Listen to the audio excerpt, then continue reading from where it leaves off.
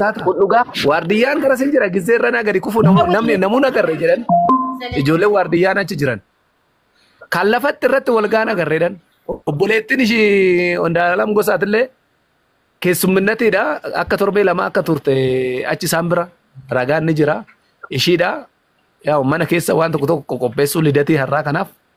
dalagaa turanii isheen rifeensa ishee hojjisiifattee mimmiidhaddee bareeftee uffaaltee dhufte takka turameet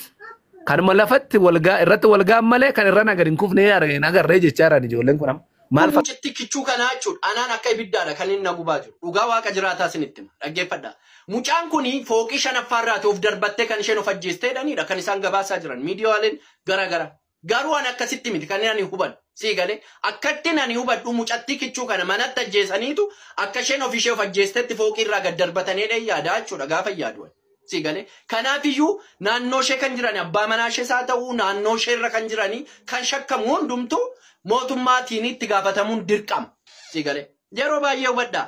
beekamaan Oromoo saada'u aaduu wallaalaan Oromoo saada'u miidiyaa kana irratti erga ba'ee booddee har'a abboo'amaa bulee garuu eddeen awwaalamee booddee waa'ee isaa namni dhaggeeffatus waa'ee isaa namni yaadatus hin jiru duutiin tala keenya qananii kana booru gaafa isheen awwaalamte guyyuma sana irraanfatamaa jechuudha dhugaa isheerree namni jala bu'ee barbaadu jireedhee yaadu sinii galee maaliif ree dhugaan ummata Oromoo nama baay'ee du'ee jira dhugaan isaa kabaye tokkoyyuu arginee hin beeku Oromoonis dhugaa isaa barbaaddachuurra nama isa du'eef boo'ee irraanfachuudha kan inni filatu sii galee guyyaa tokko Oromoof namni quuqamee dhugaa Oromoo tokko barbaadee as baasee miidiyaa irratti du'a Oromoo tokko du'a nama Oromoo tokko namni dhufee miidiyaa irratti nu beeksise tokko hin jiru dhugaa isaa baasee kanaafis na dhaggeeffadha viidiyoo kana seef godha intalli kuni du'ushee tarra miidiyaa kana irra teenyee bo'aa jirra malee dhugaa ishee arguun tasanii ulfaatadhe yaada akka kotti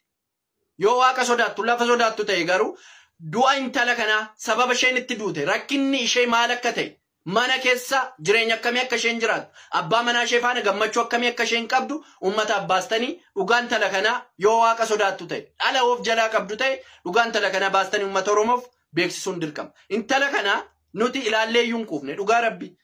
intala fiigdee hin quufne intala hojjettee hin quufne sii galee nuti intalli kun intala moodeelistii Oromoodha uffannaa Oromoo aadaa Oromoo waan hedduudha kan isheen beeksisaa jirtu utuma kanaan jirtu Andu'aalem Gosaatu ishee fuudhee intallachumaan baddee jechuudha gaaf tokko gaafa eebbaa mashee arginaan alatti miidiyaa irratti akka kanaan dura intala kana arginee hin beeku har'aoo erga heerumtee booddee du'a isheedha kan nuti dhagaa jiru sababni maali maal rakkatteeti kan isheen of ajjeestu maal rakkatteeti kan isheen duutu kan jedhu dhugaa mucaa kana baasaati ummata kana beeksisa ummanni kunis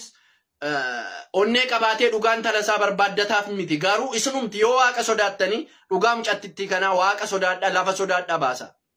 baasaa dhugaa mucaa kichuu kana kanuman jedhaan dhufee irratti wal ga'ee agarre jechaa jiran ijoolleen amma dubbiin kun akka Oromoo tokkootitti waan fakkaatuudha moo filaaniin kun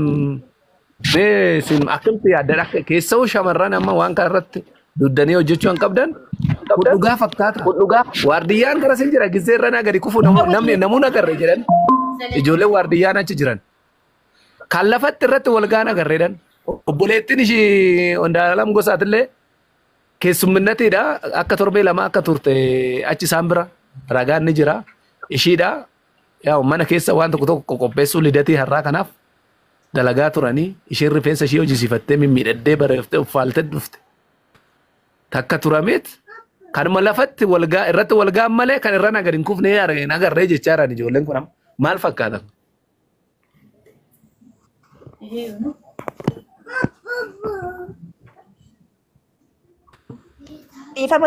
Ikko atama nama beektu nama sa'a sanatti bakka reenfa sanaatitti argame nama beektu yoo jiraate sheerii irratti godhe dubbii qabatamaa barbaanna jettee naan ikko oduun baay'een nu harka ni jira garuu jettee osoo hin ta'in qabatamaadha waan akkanaan bakka sana dhaabbadhee hargama jedhu barbaanne.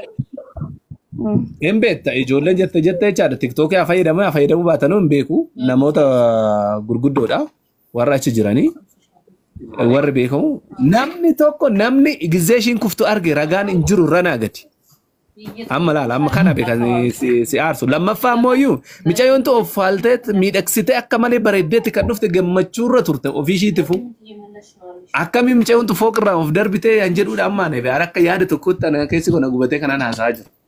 Malee ragaan gizee gadi kuftu namni arge tokko hin jiru soba inni. Irrana gadi kuftee malee.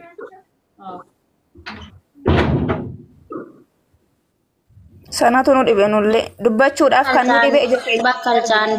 handua lambira jira. Hin jiru. Daawit yaada Bira jiraatin waan dhugaas. Obboleettiin ni jirti mana turte ishiin gubbaa. Obboleettiin saama.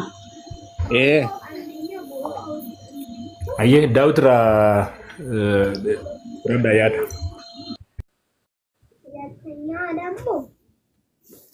Daawit yaada nuuf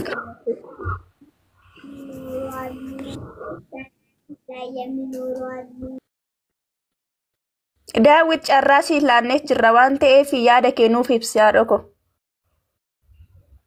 Okay, Daawit yaada haaraan qabu waan ta'eef gadi bu'ee jira. Ammallee warreen yaada hin qabne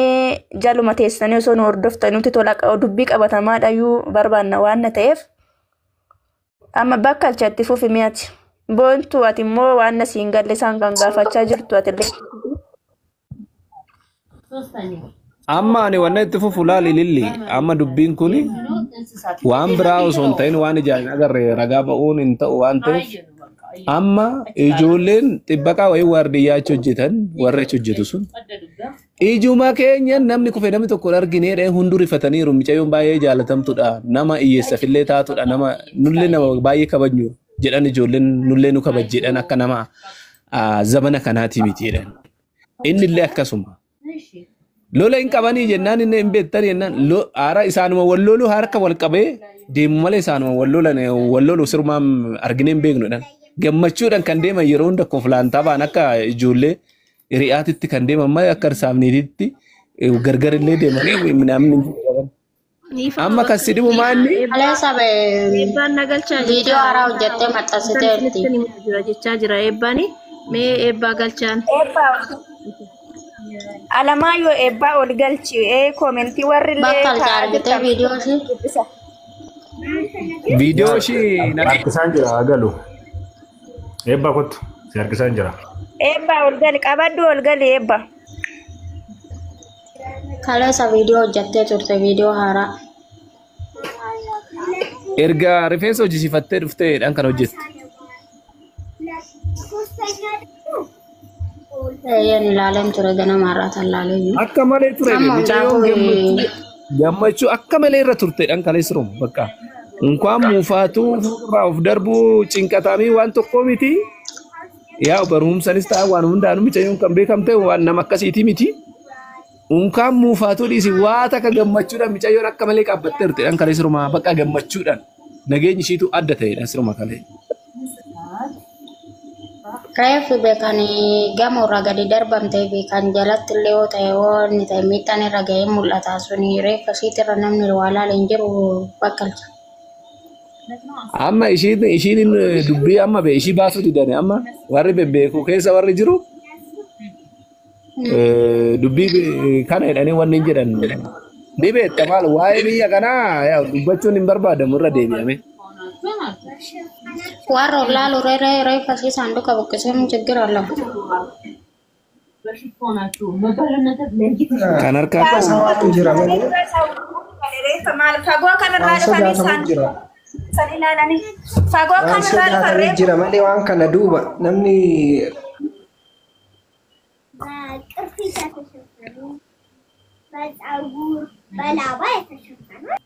Daawit baga nagaadhaan deebitee